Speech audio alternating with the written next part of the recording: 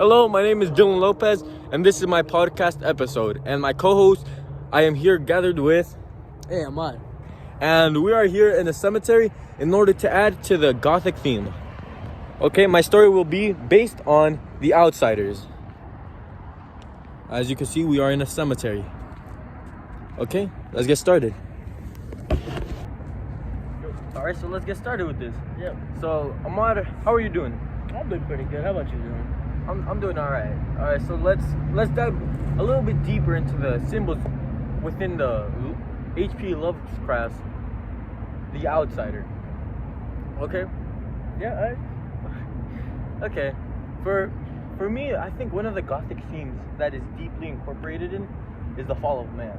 The Fall of Man? Yeah. Can you further elaborate?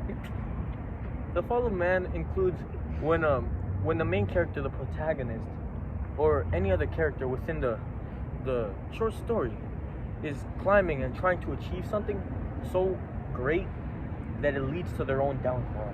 Sort of in the same way he was trying to escape the castle. Yes. And so within the Outsider, the main protagonist, which is never named, is climbing the castle, trying to see out, and in doing so, he escapes. He achieves it, but looking deeper, he sees his true reflection, which is not anything of what he thinks he looks like. He thought of himself as a youthful man, Yeah. and that he was very handsome. But truly, when he saw his reflection, he saw that he was nothing more than a rotting chunk of meat. Yeah. Yeah. Just to go off topic here a little bit, what did you think the monster was? They never said it in the movie or in the short story. Me personally, I think they described him as when he saw the reflection of the golden arch, he described himself as like rotting, and based on that, I think it's just like an average, nothing supernatural, which is another Gothic theme, but it's just based on what we're told. I think it's just a, I guess, rotting corpse. Nothing weird, but Would that be supernatural? in a way, yes, because it's like escaping the cemetery where we currently are located, but it's nothing like ghost. Is more on just like a dead corpse that's been rotting because of how many decades he's been under the ground and coming out. I thought it was a mummy, and me and some friends discussed this because in the beginning they talk about the castle he's in, and it kind of sounds like they're describing a pyramid, like a really old pyramid he was in. I thought it was a mummy. When I was reading it, I pictured the castle as kind of like the Hotel Transylvania, like the movie, because of how the main character describes it being deep forest and not being able to see the sky. So I just think about that intro to Hotel Transylvania when the human gets to the hotel and he has to travel dark to very thick forest, and that's what I pictured that the story was gonna be about in the first part. Didn't they also mention how all of it, the building he was in, was underground? Yes, in the end, when he tried to return, he noticed that it was closed, which is also to add to the fall of man. That proves that how he is right now, he's stuck. There's nothing he can do about it, and it is what it is. How do you think it added to his character when he finally made it out? He saw fresh air, sun, moon. Well, I think that he was excited because he finally saw the sun or the moon. I apologize. He finally saw the moon and the sky, which he wanted to see. He climbed and he climbed his heart out, and he even said that he doesn't care if he dies, but he wants to see the moon at least once, and he doesn't care if he falls. So I think that him being trapped and making it made him happy, but once he realized that he was an outsider, it kind of was a fall of him. Yeah. It really took a toll on him, knowing that he wasn't like everyone else, and that he wasn't a real creature, and he made everyone scared when he exited. How do you think it shocked the so-called monster when he got out and saw his reflection of who he truly was?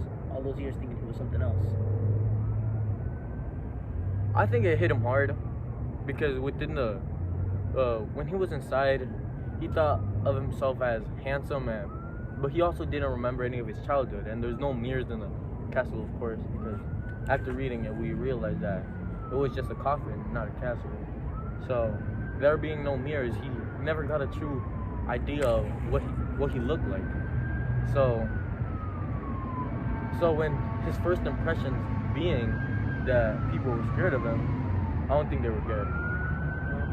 That was another reason why me and my friends actually thought it was a mummy, because in the coffin we used it as a further like evidence that it could have been a tomb, like a tomb he was in, because he was described like did you say coffin? No. Sorry, it was just like an enclosed area. Yeah. And we thought it was a tomb, and underground was the pyramid where he lied. That is a good explanation. What are your thoughts on the forest? Because as what I took away from that after reading it is that the trees he was seeing weren't actually trees, but the roots of a tree. Because since he was underground, the roots, or I guess the forest, how he described it, would have been the roots. Do you agree with that? Yeah, I think it's true, because he was underground, and when he got out, he never described all the big trees. I guess he was just talking about how he finally saw the sky and the moon. And when he was underground, he was describing them. Well, obviously there's no trees underground. I think it was also just the roots. What were your thoughts when first reading The Outsiders? When first reading, I'm gonna be honest, I didn't really like it at first. I wasn't interested, but when I got more into it, about his story, about how he was like stuck in whatever he was, a hotel, the castle, the pyramid. He was stuck in there for so long. I wasn't sure if it was supernatural or not, and I couldn't tell. At first, I didn't think he was a mummy. I thought he was just like a person who was stuck, until he explained for how long he was stuck in there. And when he finally escaped, I started to like the story a bit more. Like, it's sort of like, I thought it was a good addition that we finally made it out. And then the end kind of ruined it for me when he saw himself in the reflection. Yeah. When he saw himself in the reflection, it kind of like, I don't know, it ruined the story for me, because he didn't know. He thought he looked good, or he didn't know he looked so bad. It kind of made me feel bad for him. I have a question for you though. What did you think was the symbolism behind him not talking the entire time he was there? Because they mentioned how he never uttered a word while he was in the castle alone, and when he came out, he wouldn't dare utter a word or something like that. How he never talked when he was in there. What do you think that meant? I think that was just further strengthening the point that he was an outsider, showing that no matter what, he's always gonna be like left out, or the odd one out within it being a running corpse and not being able to talk or being mute. He's always gonna be left out and be the I guess weird one in a way in the middle.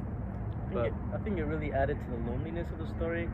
How he was really lonely. I guess he just had no one to talk to, nothing to talk about. He was just there all the time. Yeah. Another symbol, or another gothic theme that I noticed hidden within the story, was the search of identity. I took this as kind of him wanting to see what was outside of the roots and past this, and see what the sky really was. I felt this as a search of identity, or a truth. And even though the truth in the end, we find out that it's not what he would have liked, it's the truth nevertheless. And him climbing the castle step by step, and even when they ran out of steps that he kept climbing, I feel this as like the kind of a mountain that he wanted to achieve in order to see the moonlight and Discover himself. Yeah, to discover the truth behind where he really is and what he is. Yes. Yeah, I agree. I thought that I didn't think it was exactly him. I didn't really look that deep into it, but I agree with the fact that it was him trying to figure out who he was and what he was. Because at the end, he didn't know. He had no way of knowing inside. He didn't talk. He had no reflection. He had no idea of what he was or who he was. I guess when he finally made it out and saw his reflection, it was some sort of a relief. Yeah, it was kind of like finding out who he truly was. Well, that's all the time we got for today. I would like to thank my awesome co-host Ahmad for helping me with this gothic project and this episode. Thank you, and thanks. Thank you. I guess.